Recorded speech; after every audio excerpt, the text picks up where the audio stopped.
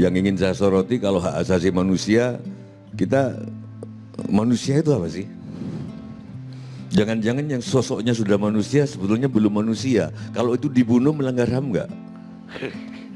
Itu saja. Karena banyak orang yang sosoknya bukan manusia, sudah manusia ternyata belum manusia, Pak.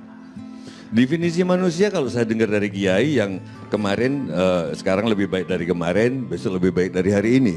Tapi kalau saya lihat dari Plato sama diskusi di zaman Yunani itu zaman Profesor Gaius, maaf kalau saya ngomong ini biar kelihatan nggak Rocky Gerung dikit gitu loh. Yang penting itu esensi kalau kata Plato, ya bener nggak? Esensi. Kalau kata Aristoteles yang penting realitasnya. Nah, orang Jawa menganut esensi, karena itu Hanoman itu wujudnya kera tapi dia manusia, jauh lebih manusia ketimbang manusia. Nah sekarang HAM itu apa definisinya?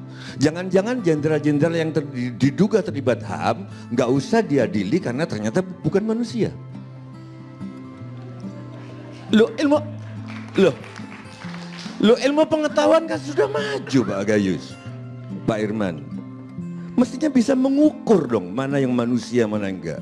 Aku bukan ilmuwan, aku pecinta kehidupan. Itu satu. Jadi yang kedua, jadi kalau kita mau ngomongin soal HAM, apa itu manusia harus jelas dulu. Karena faktanya ada yang kalau nggak dibentak nggak kerja. Sudahlah kita fair aja. Ada orang yang dirangsang sudah kerja, di sini orang bisa ditempelin kalau menurutku. Kita jujur aja lah, nggak usah sok-sokan biar dipuji, wah aku nggak peduli. Di zaman kita sekolah, di zaman kita ngaji Pak, begitu kita serahkan pada guru, diapakan sama guru ngaji terserah Pak. Bahkan ketika bapaknya Pak Karni yang tertinggi di kampung itu, kiai nggak peduli. Bapak saya dulu tertinggi di kecamatan karena bapakku camat. Tapi saya ngaji Al-Baqarah pecut di punggung terus Pak tiap ayat. Sumumbungmu itu salah. Waktu Terminal 3 mati, Bandara Terminal 3 mati, Prof. Irman. Yang benerin seorang profesor teman saya anak elektro, anak Jember, Profesor Nanang. Itu waktu kecil kalau nggak belajar digantung di atas sumur sama bapaknya. Sekarang lapor HAM. Makanya dikit-dikit HAM, dikit betul juga Bu Irma, kadang-kadang ada betulnya Bu Irma. Gitu loh. HAM, bayangkan ya Pak, guru aja mau megang telinga muridnya aja sekarang mikir 1000 kali Pak. Dilaporkan ke HAM. Padahal guru itu kan bukan cuma ngajar. Kalau ngajar di Google bisa. Guru itu masalah budi pekerti. Sekarang pendidikan, karena guru nggak berani mau nempeleng murid aja, telepon orang tuanya dulu. Ini apa ini? Loh, kita mau kemana? Dulu Pak Karni, saingan kita masuk perguruan tinggi 1:1000. Sekarang 1:10.000. Saingan orang-orang luar negeri semua mestinya makin keras. Saingan hidup, mestinya pendidikan makin keras, pendidikan makin lembek, takut HAM. Agama baru. Perempuan nggak mau ngelayani, Bu, saya nggak mau pakai istilah ngelayani, karena ngelayani itu rendah, karena dua-duanya seneng, dua-duanya nikmat kan gitu loh. Jangan pakai ngelayani deh, ya melaksanakan. Dipaksa lapor HAM. Ya gimana kalau nurutin moodnya perempuan tuh moodnya jarang. Kita moodnya tiap detik. Gitu. Gimana juga, tolong Pak Anam. Jangan diterima kalau ada laporan-laporan itu. Kita pengennya tiap detik Pak. Enggak, kadang-kadang. Nah, saya berharap nanti polisi juga mulai ini kalau ada laporan dari orang tua murid. Karena bahaya Pak Karni kalau nurutin HAM ini. Yang kedua, jangan-jangan kita jadi tersiksa oleh HAM karena kita hanya mikirin manusia. Ini poin yang penting. Yang mungkin gak kepikir sama profesor.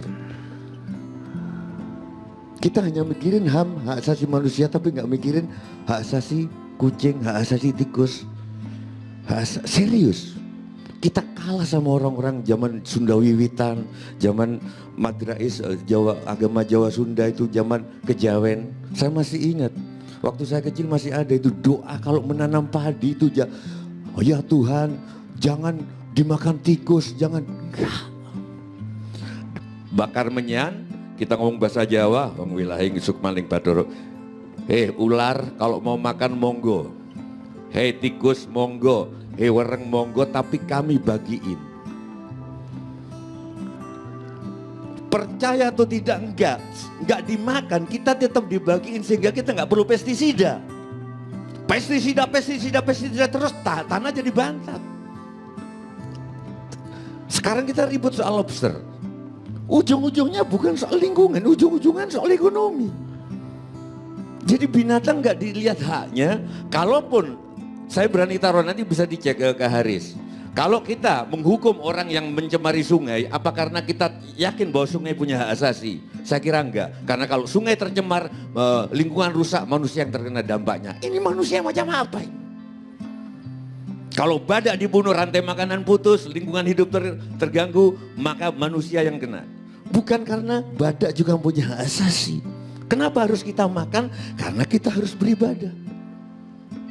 Sehingga sebetulnya koruptor itu harus dikenai pasal berat. Habis kamu sudah mateni, kamu sudah membunuh kambing, kamu makan, tapi energi kambing itu nggak kamu gunakan untuk kebaikan. Jadi lebih Pancasila itu ada gitu loh Pak, di kehidupan itu. Jangan kalah sama Sumanto. Saya pernah main filmnya Sumanto, wawancara. Sumanto yang makan itu, itu niatnya mulia loh Pak.